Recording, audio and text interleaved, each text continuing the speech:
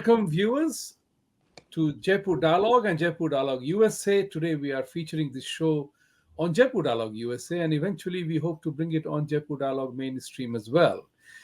Today, I have great privilege in welcoming three very prominent guests in the United States, and they are part of this program. And we are going to talk about the Indian Americans in the United States. And we are witnessing at this point in time a barrage of accidents and barrage of attacks on all things Hindu, which is happening. And we are all feeling it. We are all seeing it. And thanks to technology, we are getting to know of it, whether it is fair, unfair, or absolutely bogus all the way. And let's not mince words on it. We are all affected. The first generation, second generation, and the future generations will be affected by what's going on in America. So let me introduce to you three of my very good friends and very good guests who are very involved in the whole process. And I'll begin with my fellow bald friend, Gopal Khanna. He lives in Minneapolis. He's a very accomplished technology professional. He has served two governors in the state, and he has served two administrations, both under Mr. Bush and Mr. Trump, as a technology professional and in the healthcare related area. So Gopal, welcome to the show. Thank you. And we have Dr. Nathan Punwani. In addition to being a physician, second gen, he is also part of US-India Relationship Council, a PAC, and very active. Both Gopal and Nathan are Republicans. And the third gentleman, you are not, you are independent. No, I'm an independent. All right. And third gentleman is Utsav Chakrabarti, who I think many people in this country know because of his very active role with reference to Hindu Action.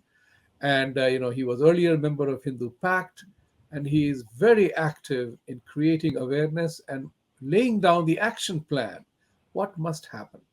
So let's begin with Gopal here.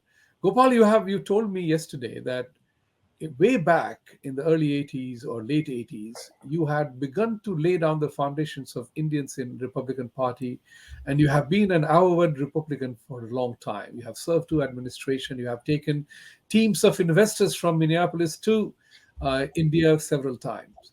Your experience as to what you are seeing now happening to this community to which we all belong, and your thoughts on that. Thank you, Vibhuti, for having me on this program. I appreciate that very much. Yes, I've been involved with the Republican Party for a long time. In 1992, October 5th to be precise, we established the first Indian American Republican affiliate of the party, and then we have worked very hard to expand the party's base and help build party policy and politics as well.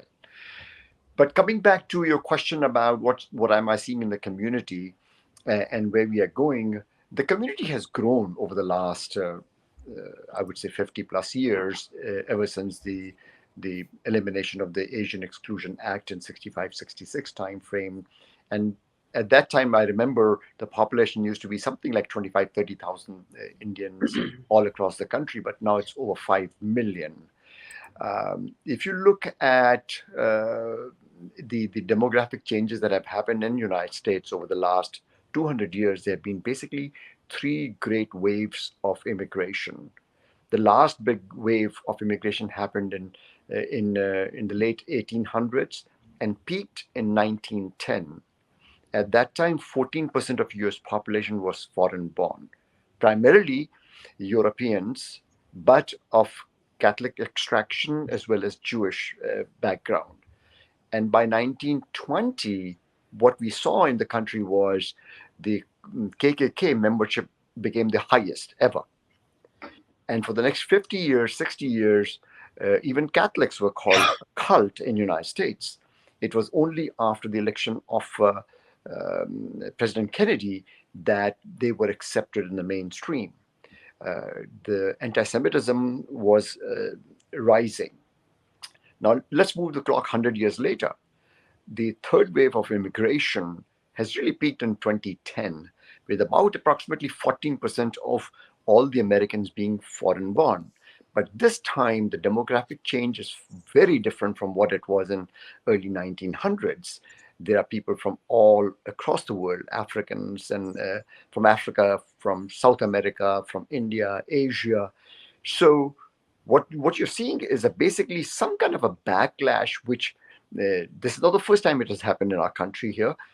And by the way, it's no excuse that it should happen.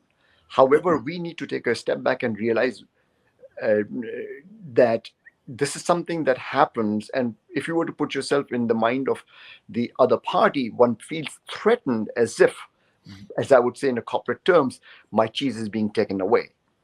So, what did the Jewish people do and the Catholics do in the last century? They got engaged. And being involved in the mainstream of the country is utterly important. That helps promote a better understanding, and people see who you are. And I think so, Americans of Indian origin, people like myself and others, have done a marvelous job actually in the last 50 years to come from nowhere to get politically involved. And I remember I was amongst the very few appointees in the Bush administration.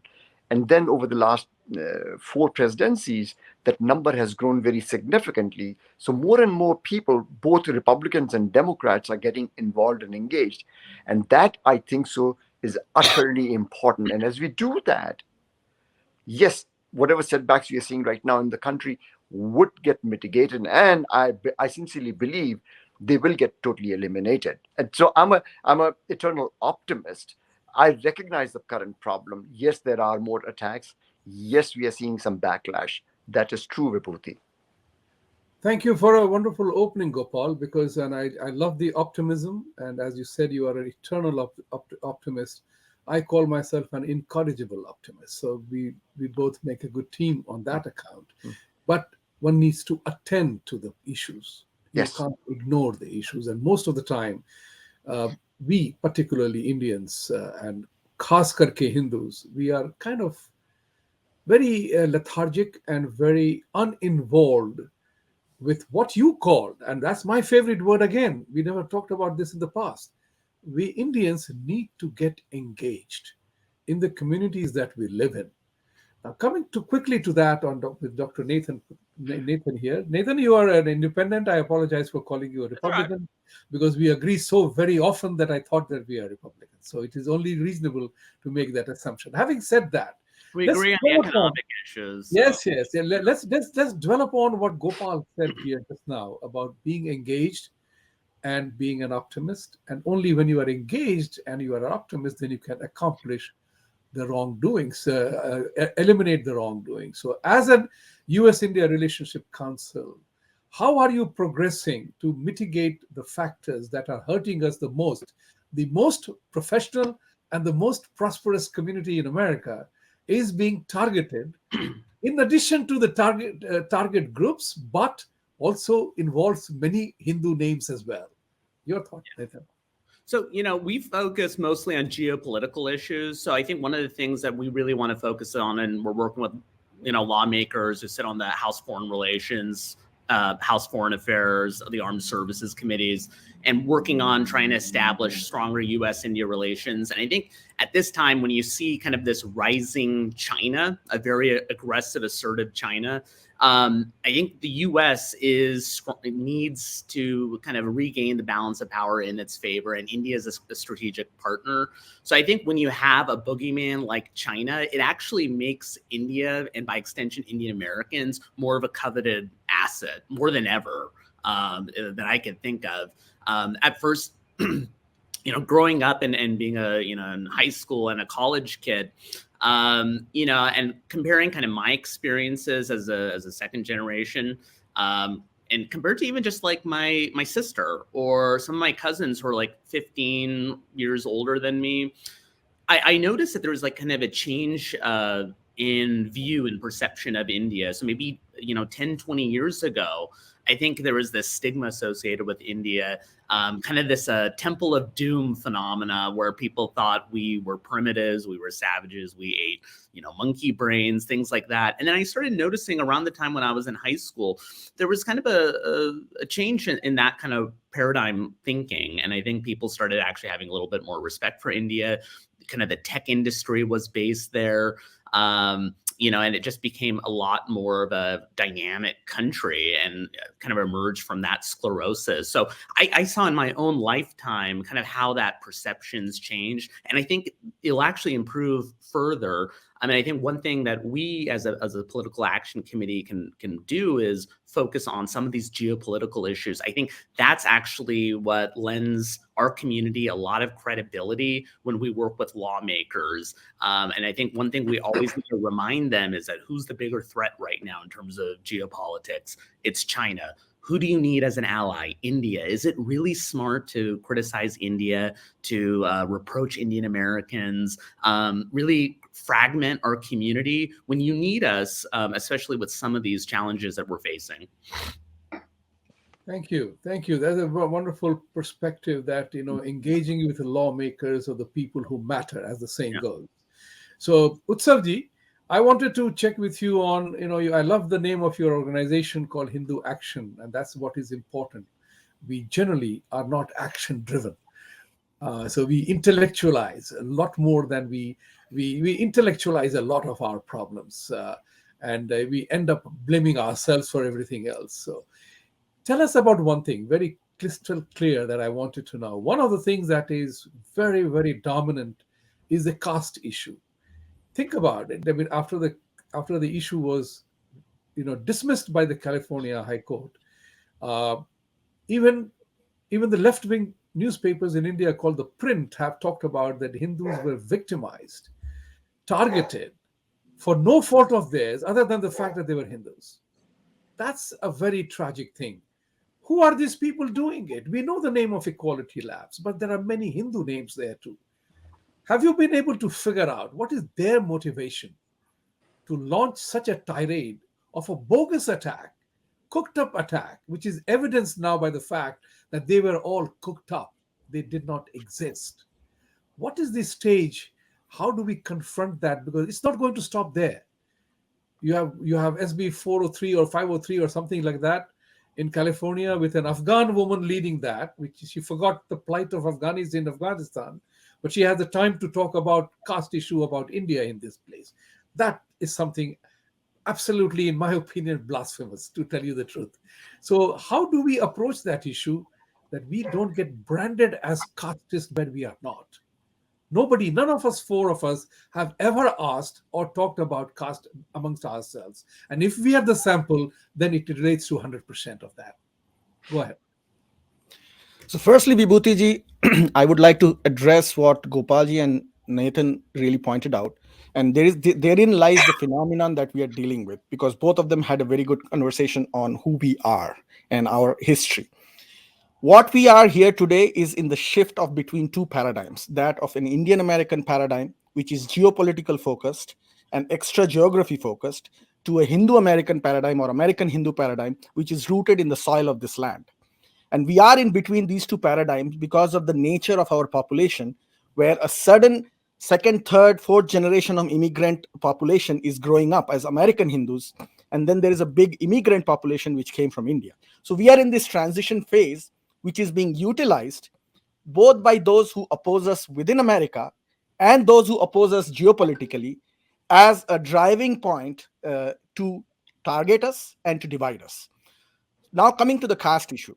The caste issue that you see here is basically an orgy of the willing that is coming together to target a geopolitical force that is growing in America, which is the Indian American community, and use America's local political dispensations, which is the Black Lives Matter movement, the other victimhood-based narratives, the new woke society narratives, to target their geopolitical enemies.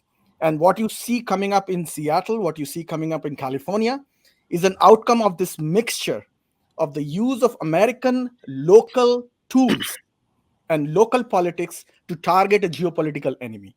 And once you look at it in this direction, you can quickly start unraveling who those entities are, because it basically is an intersection of two elements that are very American. One is the liberal woke left, And the other, which will eventually emerge, will be the extreme right, which is the Christian evangelist-based right. It hasn't entered the picture yet because this is being played in California now. Once it moves to other states, it will emerge.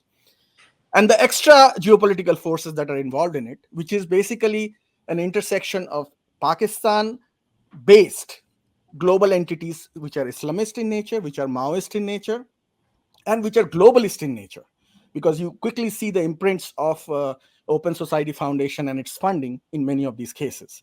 So you have this perfect storm of ideological elements from different places coming together and converging to target a community that has done pretty well for itself, as you described. And the challenge here is that because this is not a unidimensional ideological force that is targeting us, you have to deal with it at different levels, making different allies. So that is something that Hindu Action is trying to do. It is very easy to say and explain at a conceptual level. It requires far more resources and far more diverse team of experts to implement it at a much bigger scale. But essentially, you see a convergence of Islamabad-based intellectual trust merging with money from Qatar and geopolitical support from China, as well as the Open Society Foundation-based globalists coming together, targeting us in the United States.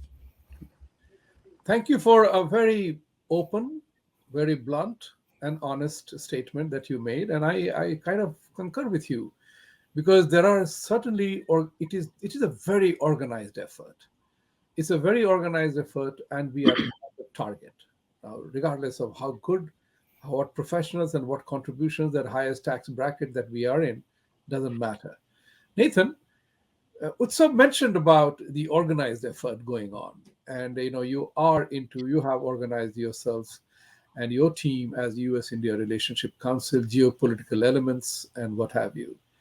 Do you see here a very interesting intersection or confluence of Abrahamic religions finding us the oddball in the whole scheme of things? And if that we are being treated as the weirdo Hindus, the idol worshippers, and millions of gods variety, Temple of Doom. a temple of doom. So Yeah. are we ever going to find a place on the table as a freedom of religion equal partner in that conversation? Yeah, I think so. I mean, like, I think some of the other panelists have made a point of is that the same phenomena happened to when Catholics were moving to the U.S., when the Irish moved to the U.S., when Hispanics are coming into the U.S., and then we eventually become part of the bigger American story. So I Jewish Americans are another example. So I mean, I think it's normal for us to experience these kind of waves of discrimination whenever there's an influx of immigrants, and it helps. I think Indian Americans, the fact that we're so ultra educated, we're now featured. I mean, we're pillars of so many different economic sectors, whether it's medicine, engineering, Wall Street, entertainment, now even politics. So I think we're increasingly becoming more mainstream, and also we're one of the most affluent groups in the U.S. Median household incomes over $130,000. So as a result, we're going to gradually get incorporated. It doesn't happen overnight. In the meantime, whenever you have a very economically dynamic group coming into a country and then becoming intertwined in its cultural fabric, there's always going to be some element of a backlash. And to the extent that it helps, outside actors like, the CCP or certain Islamist groups in Qatar, I'm not shocked. The other thing that I think just another dimension here is that trial lawyers are also funding this effort. So I can actually list a few of them who are actually advertising on social media. If there's any allegations of caste discrimination, please inform us, and we would like to be a plaintiff on your behalf. So actually, one of them is Hermeet Dillon, who's very active in the California GOP, and then one of her partners, JP Diol. So they actually make money off this kind of contrived, artificial, fake discrimination claims. So, Upton Sinclair, one of the famous journalists in the US, had a quote saying it's hard to get a man to understand something when his income depends on his not understanding it. And that's a classic example where the trial lawyers themselves profit off of this. And they have a vested interest to keep on advocating for and lobbying for kind of caste discrimination laws. So, and that's a domestic constituency, a domestic constituency that tends to favor a lot of the left end of the spectrum or Democrats. So that's why you'll see a lot of Democrats pushing for it. Yeah, you mentioned the name of Harmeet Dhillon, and she's a peer group alumni of Laura Ingraham, and she has been on that show many, many times. And she was also contesting for the party position, which she lost that position to somebody, and she fought Mr. Trump's case. So she's well entrenched in the entire process of Republican Party, of which Gopal is a very proud association with, and I'm also a Republican now. So the point of the matter here is that how the trial lawyer is trying to exploit, as you very rightly pointed out, in a funny, serious way, that it is you make your money through the ignorance. How do we address that, Gopal? Given the fact that Harmeet is a Republican and she's trying to jump on the bandwagon of exploitation, so to say. Well, what I'm seeing is there are 2-3 different issues over here. One is the broader thing about anti-Hindu or anti-Indian phenomena. Second piece I'm hearing from my colleagues here is also focused on the caste. So very localized and very focused way of attacking. So let's tease that out a little bit. Again, having come to the United States in 1971 as a foreign student, I've seen the evolution for the Indian American society here within the country. And what I'm seeing is that the Indian Americans are accepted in literally all walks of life at the highest level. We have CEOs. I remember when I was got my first job for an insurance industry, my hiring manager said, "What would you like to be?" I said, "I would like to be CEO of this company." He says, "You won't be." I asked him why. He says, "My name is Ed Franzisi. It's an Italian name.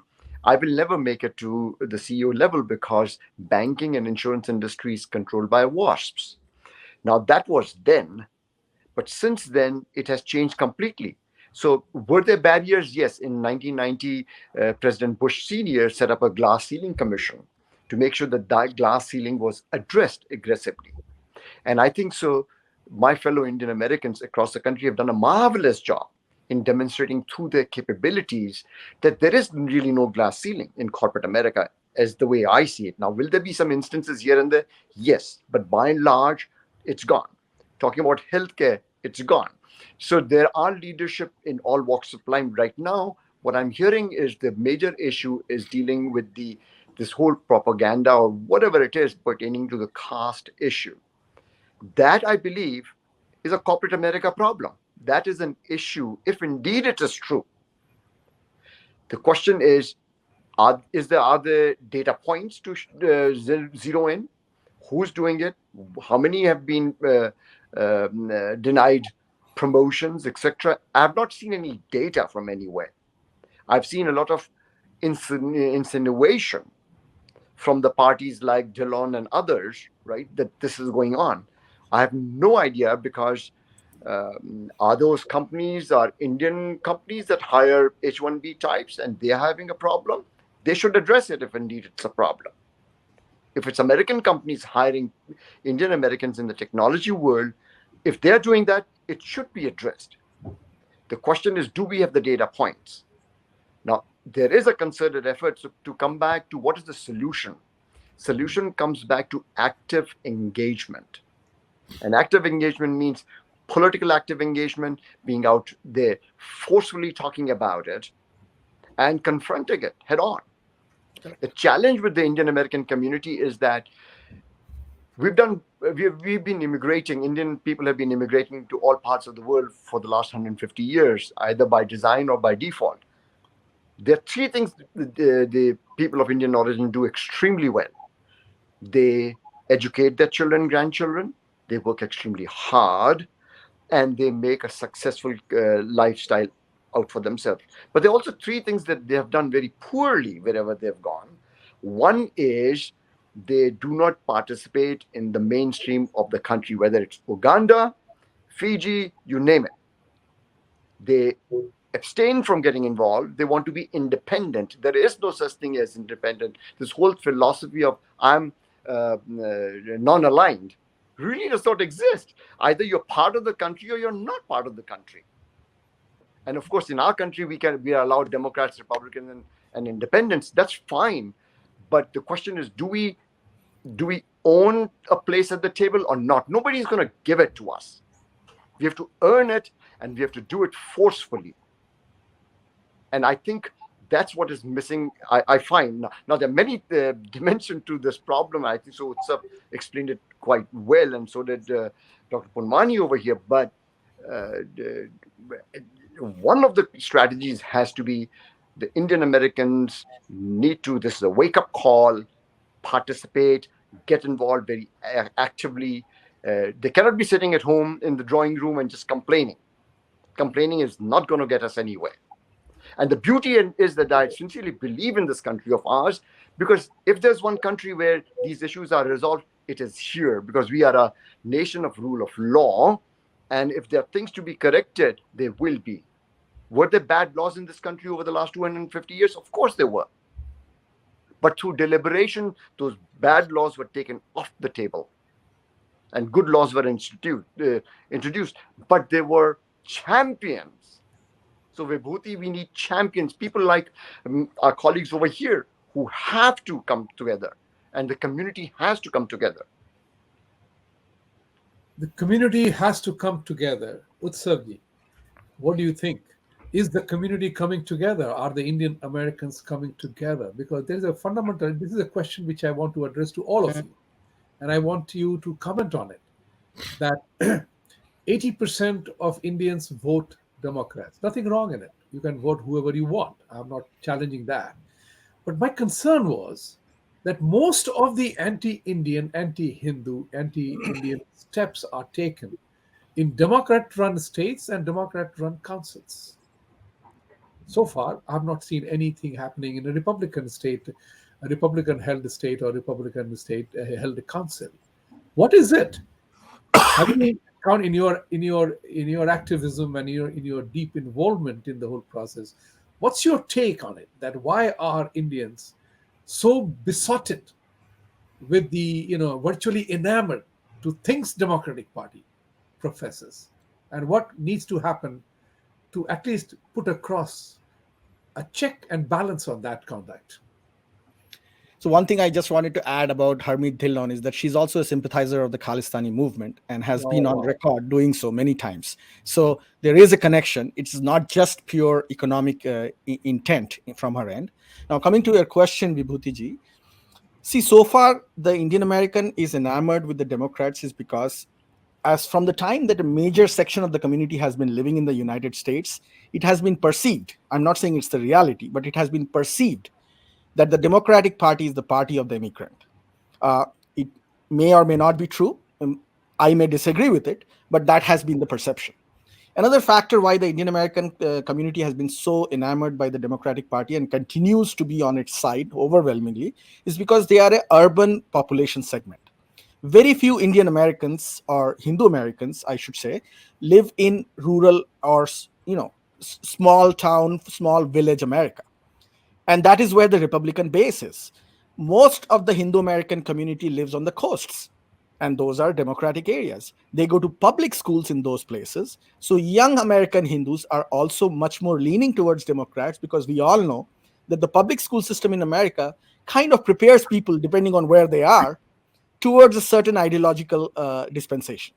So that being said, I think there is a growing trend, at least in the last 10 years, since I would say the end of second Obama time phase, that more and more American Hindus are realizing that the Democratic Party is far more compromised to the globalist geopolitical interventions than the Republican Party. Especially after Trump came to power, that became very, very evident.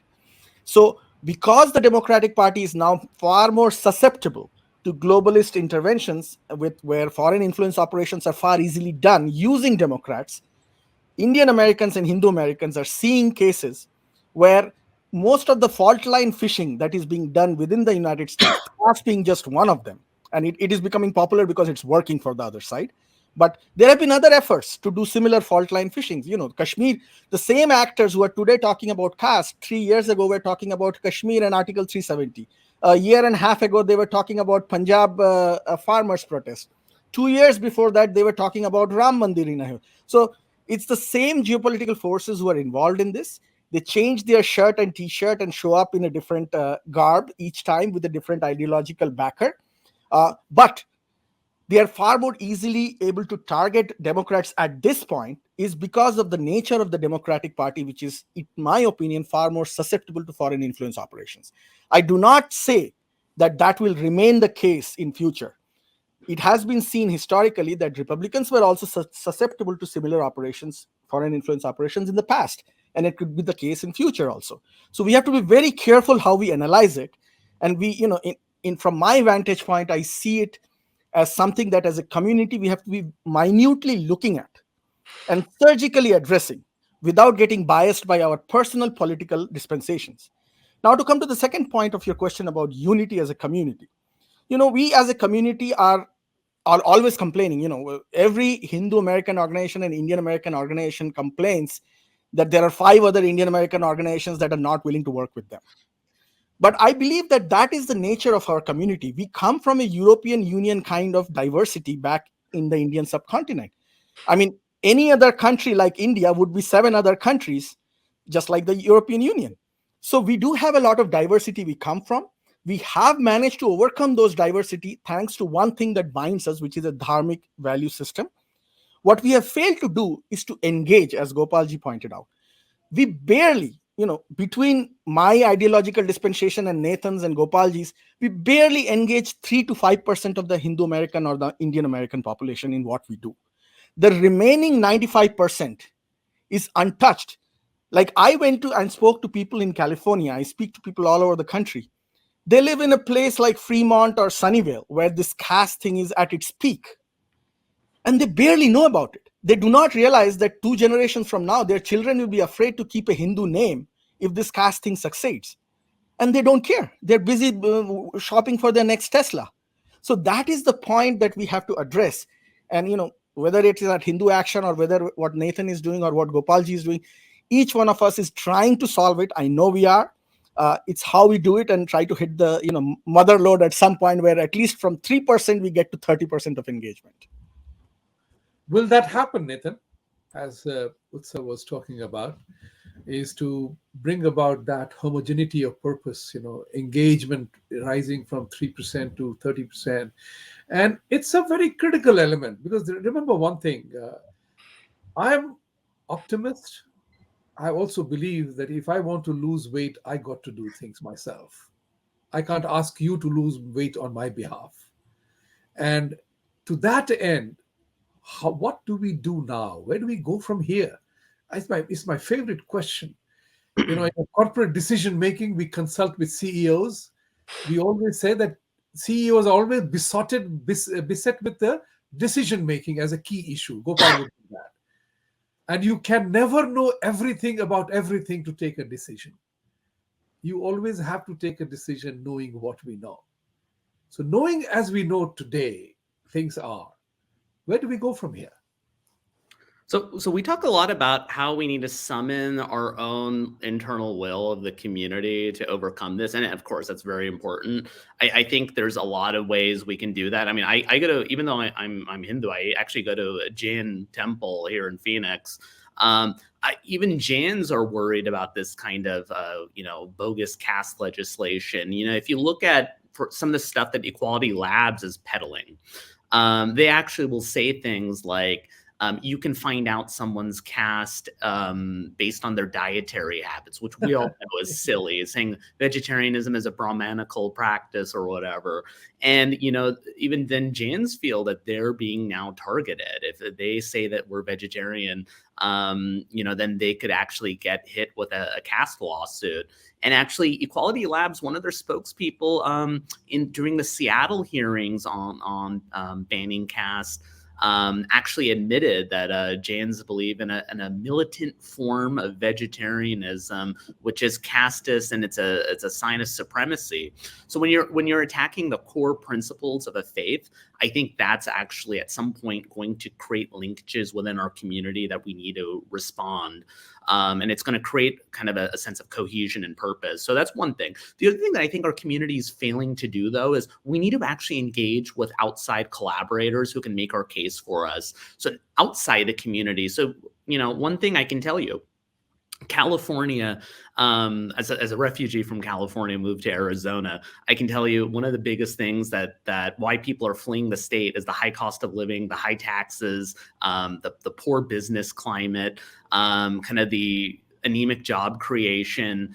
And, we have natural allies in the state who can fight back against this kind of caste legislation. Chamber of Commerce, Silicon Valley. We have to actually reach out to them and say, look, trial lawyers are creating more and more bogus legislation so they can beef up their transaction costs, add more costs to taxpayers, add more costs to business, add more costs for insurance. And this is creating a job-killing, anti-competitive environment for businesses in California. Do you really want to be in this state if they're going to create fractures within your workforce? If you're Cisco, do you really want to locate your headquarters in California if you know that hiring Indian American programmers is going to lead to lawsuits? Move to Texas. And I think we got to make that case to the Chamber of Commerce crowd, to the Wall Street crowd, to the business community, saying that caste legislation is not something that just hurts our community. It hurts businesses. It hurts your bottom line. And these are natural allies in the fight of this crap.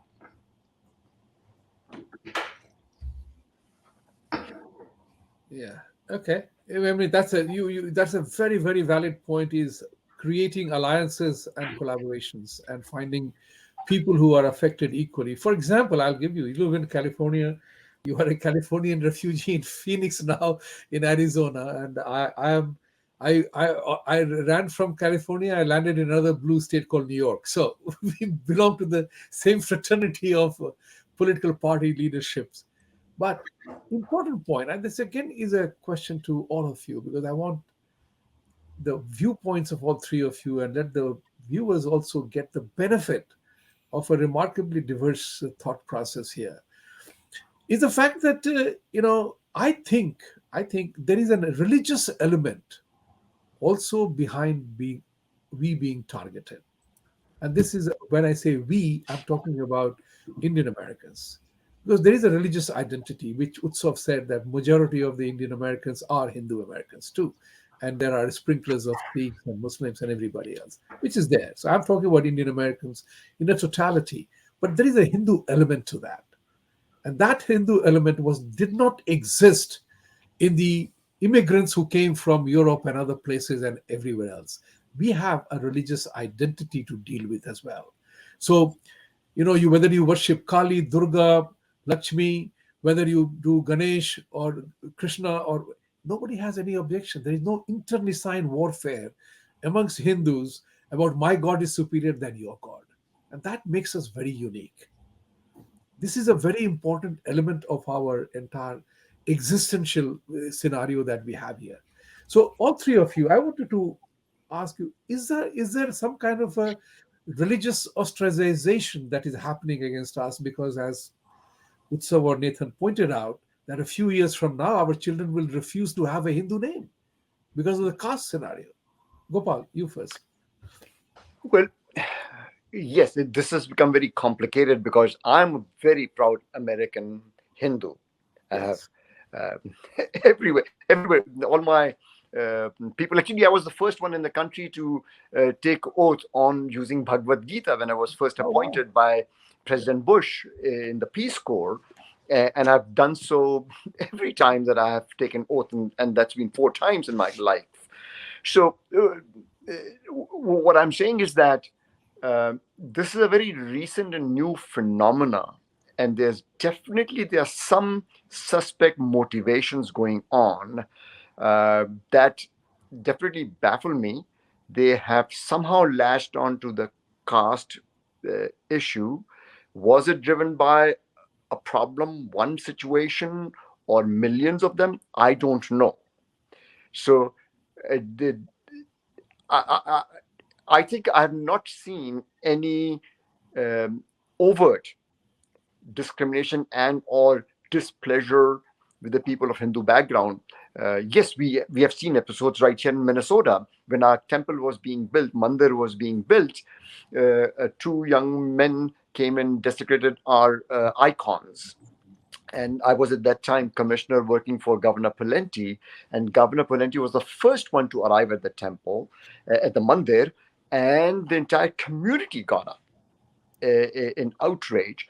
And today we are a very thriving mandir community, by the way, I like to call it mandir as opposed to temple, because just like synagogue and mosque and church, my place of worship is mandir. And Absolutely. instead of saying idol or deity, I like to use the word murti. It's murti. We should introduce that in the dictionary. It's a new word. So, and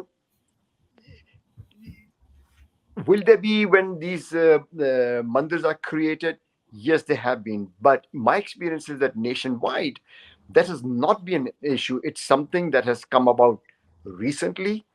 I think it's for us to be able to take pride in our Hindu heritage and be able to speak about it.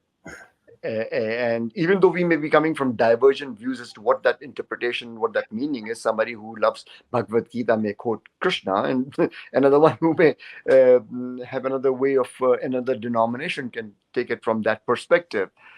But Vibhuti, there has to be some way to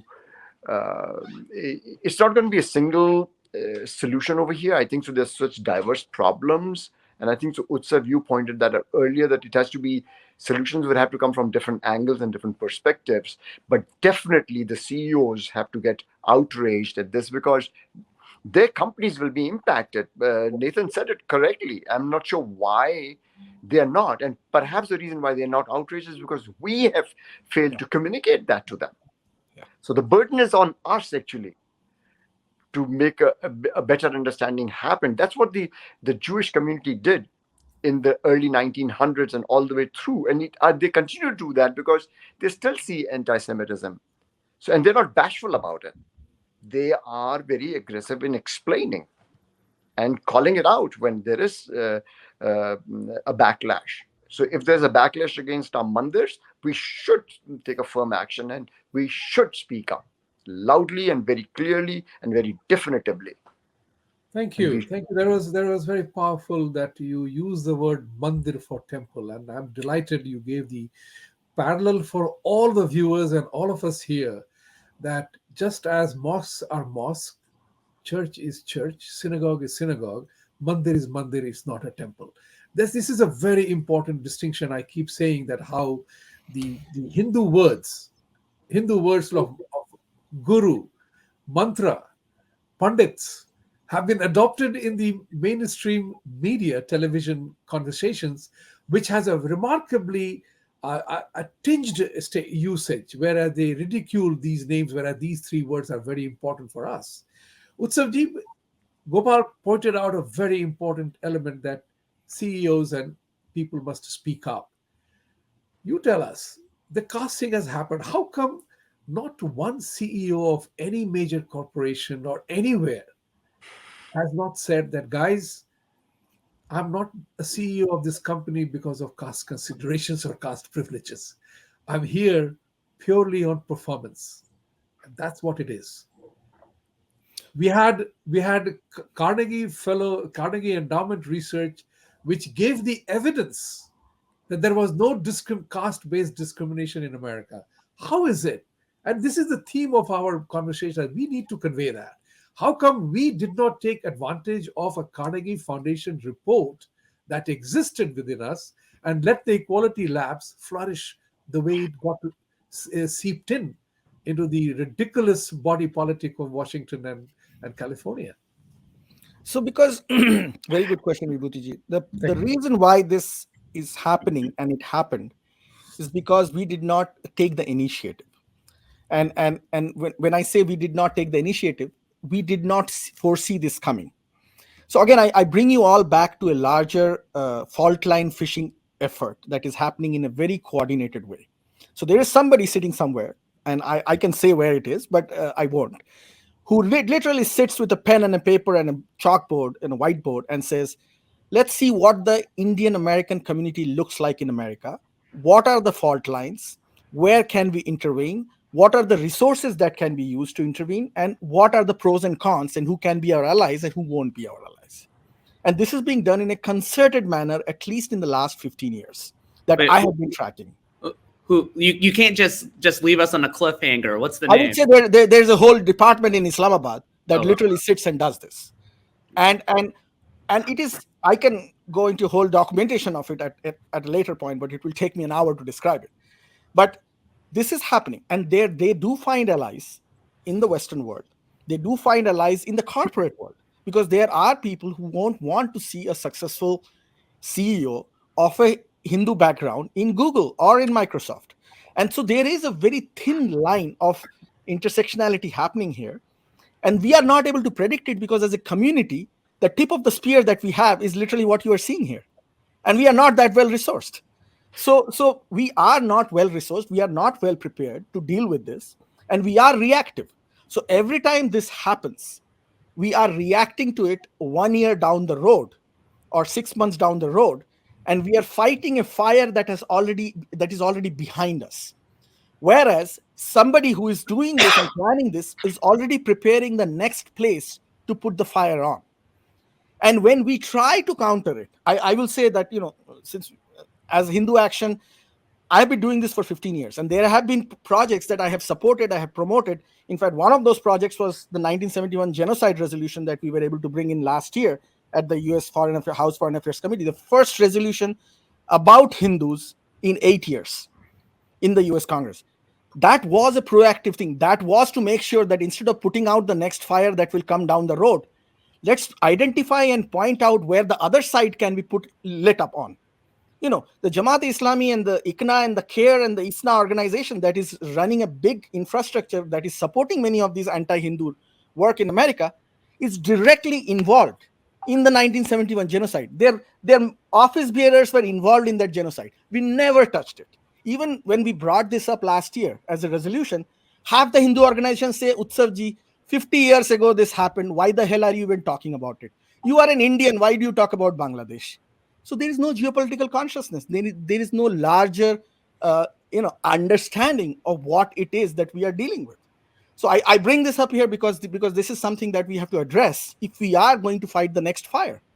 And I really like when Nathan pointed out in the beginning about the China angle, about the CCP angle. That is a big space for allyship. One of the allies that Hindu Action is working with is an alliance of Afghans who are from Shia background, of Tibetans, of Chinese, as well as of Mongolians. And we have come together. There are Muslims involved in it, there are Buddhists involved in it, there are Christians involved in it. And we did an event in Washington, D.C. We are going to do a briefing in the Capitol Hill where we will be talking about our own concerns and geopolitical issues. So there is space for allyship, but all I'm saying here is that we are kicking the can down the road too far. If I may interject, Please do. Vibhuti, Please. why aren't CEOs of all the IT services companies, the large ones, Tata's and Premji's organization, Infosys, and on, why aren't they speaking up? Because they are basically hiring the bulk of the recent workforce. Because if it's a new fault line that is being injected, and I tend to agree with Utsav in the sense that somehow they're taking the fault lines that are in India and injecting them into America. That's looks like the strategy. But my question is, why aren't CEOs of these companies who hire people and place them, why aren't they speaking up? What are their hiring practices? Can they demonstrate that there has been no discrimination against the employee base? Can somebody identify, and even I would say Accentures of the world and KPMGs and all these companies that hire enormous number of H1B folks? Why aren't they speaking up? I mean, none of the Indian speak up. So go, Nathan, go ahead. I don't know. I was going to just bring up another point that you might see in the next couple of years that I've heard Equality Labs is working on, is trying to incorporate caste into ESG metrics. So kind of, there's this environmental sustainability and governance criteria that's increasingly captivating the financial industry. So these activist investors are using these metrics of ESG to determine how sustainable or how anti-discriminatory a company is, and then grading investments and then allocating capital accordingly. So one thing that I think you could see a new battlefield on this caste issue could be in the ESG space, when some Equality Labs might partner with some activist investors to push, say, a Cisco or a Google or Microsoft to start adopting anti-caste discrimination policies in their formal human resources department. So I think that's just one thing you might see. So I think that's where it's important to partner with our friends in the business community, especially in Silicon Valley. And I think we need to, in the case of California specifically, say, this is a canary in the coal mine. It's just leading to more and more junk lawsuits, as it's going to make your business more and more uncompetitive in California. You should just leave the state. And I think when that happens, you might actually start seeing lawmakers, especially Democrats, starting to reconsider their support for that bill. I just wanted to add something. I just wanted to add here something which I didn't want to miss and forget, because just a week ago, actually, a professor friend of mine shared with me something which really, really bothered me. And it relates to what Nathan was talking about just now about ESG, how that particular thing will play. And it is related to DEI. DEI, you apply it with all the good intentions, you apply it in a different way, it becomes DIE too, So the point is very simple. I was told that corporates are hiring psychoanalysts and other people from these domains, charging $50,000 a year, an hour, $50,000 an hour for DEI and ESG education of their people. Guys, there is so much organized thing happening to push an agenda, and it's time for us to kind of really wake up. I mean, Vivekananda's call to arise, awaken, assert, and act couldn't have been more timely than it is today. By the way, Vivekananda said, arise, awaken, and assert, to which I humbly add Vibhuti Jha's fourth A called act. Because if you don't act, none of it matters. And that's what we are trying to do. So in the remaining few minutes, I wanted to ask also about this. By and large, I see it in New York. There is a flutter, there is a concern, but there is no concerted action by Indian Americans to get actively involved. And I'm appealing to the people. We may be 5 million now, but we don't matter in a presidential election.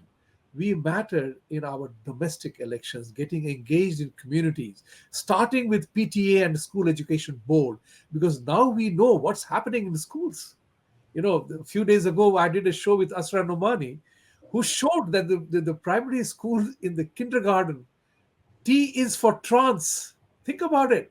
That's what they are teaching the children. That's what you and my children have probably escaped. Not you and Nathan, not you and Utsav perhaps, but Gopal and I have definitely escaped that part of the education process. But it's coming back to us, to our grandchildren perhaps.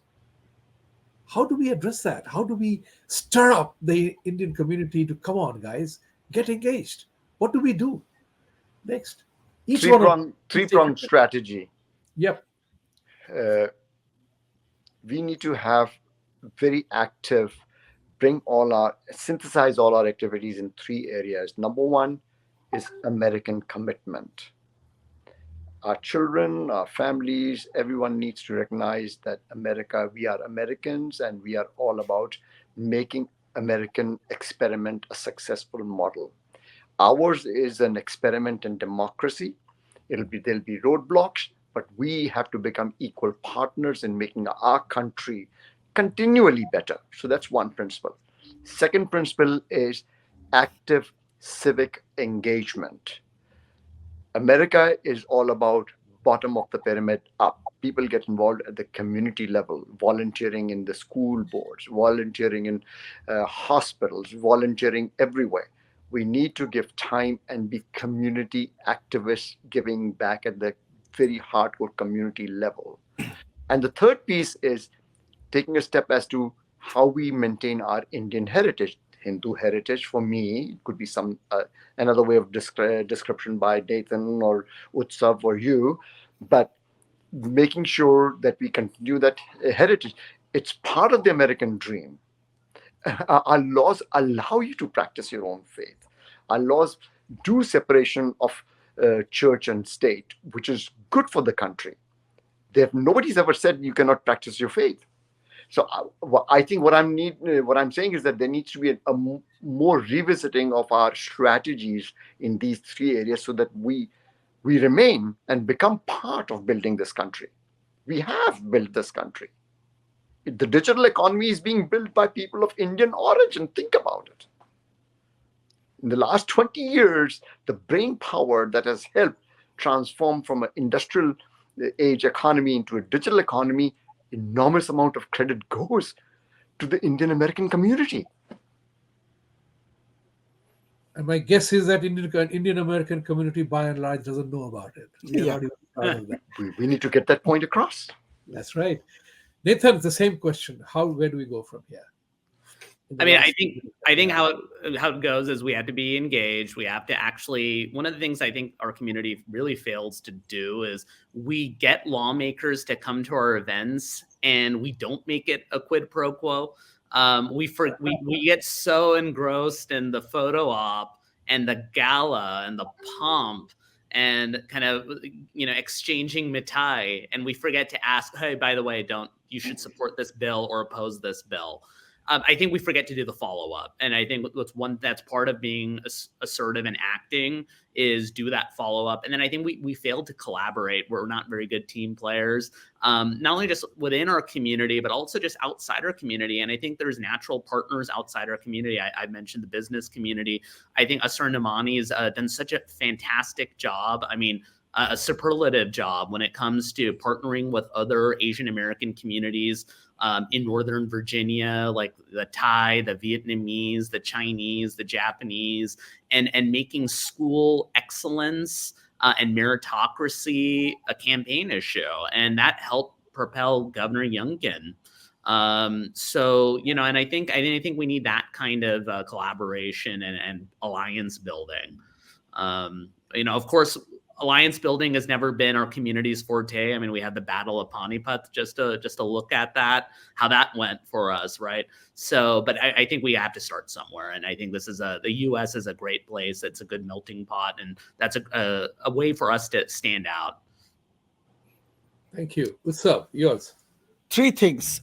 First, we have to make Hindu Dharma, and we have to live what we preach, a global thought process. In its core, it is a universal thought process. It has always been. Somehow we managed to make it into a Indian subcontinent thought process. We have to make it back a global, universal thought process. We have to live that thought process. Once that happens, America is a free market of ideas. There will be friends and allies we will find very quickly. So I believe that Hindu Dharma itself is the tool that can propel us into a larger coalition in America. Number two, we need to put our money where our mouth is. Unfortunately, there are too few of us who can do this professionally, and we need more professionals who can build these alliances, who can reach out there, literally do the follow-up, as Nathan pointed out. The reason we don't do the follow-up is because we are only doing it on the weekend and on WhatsApp the rest of the week. So that's literally one of our biggest problems. So put your money where your mouth is. Number three, we have to make sure that everybody in America understands who we are and what our contribution is, as Gopalji pointed out. First, we have to educate ourselves, take pride in it, educate our kids. Also, while you do that, do not hide the fact from our future generations that just 15 generations ago, our ancestors were being sold on the streets of Baghdad and Bukhara as slaves. I believe that we have done a very bad job in highlighting that. And that's why you see a young American Hindu hate their parents because they drive a Mercedes and go and join a BLM rally that is desecrating a Gandhi statue. So we need to educate I face this personally within our organizations. People would like, we were never slaves. I said, has your parent never told you that just 10 generations ago they were being sold in the streets of Bukhara? But we have done a bad job. We hide about our own truth. So it's important that we present the whole picture. Just like we are a success story in America today, driving Teslas and living in 7 bedroom houses, there was a time when we had a really rough time. We were enslaved for 800 years. Do not hide it. Live the truth, present the facts, and then go from there. Gentlemen, thank you very much for this absolutely wonderful conversation. And I'm delighted to host today. And thank you for joining in today. But in closing, I would say only one thing. And we all talked about that in various ways. There is no way out. As the saying goes, there is no way out other than what I have not copyrighted it, is the 3CM that I talk about all the time. Collaborate, cooperate, coordinate, and mobilize. Unless and until we indulge in this 3CM practice, we will not move forward. And it is very important for us to support. There is a very huge organized effort against us. George Soros puts $1 billion of his personal funds, announces it in World Economic Forum. There was not a murmur or a flutter anywhere on the planet Earth. On the contrary, some pompous people talked about the fact that, oh, he was living his American dream of fulfilling and strengthening democracies elsewhere. But I wonder, what if Adani or Ambani were to say, I'm committing $1 billion of my own fund to protect and defend Hindutva? I think the world will collapse. So, with these words, I want to say thank you very much and joining us. And viewers, please like, subscribe, and support our channel because we bring you thoughts and processes and thinking that you don't hear on the regular channels. And it is important that this gets shared. So, please like, subscribe, and as I always say, Satyameva Jayate, truth will win. Let's go win. Thank you. Thank you. Namaste.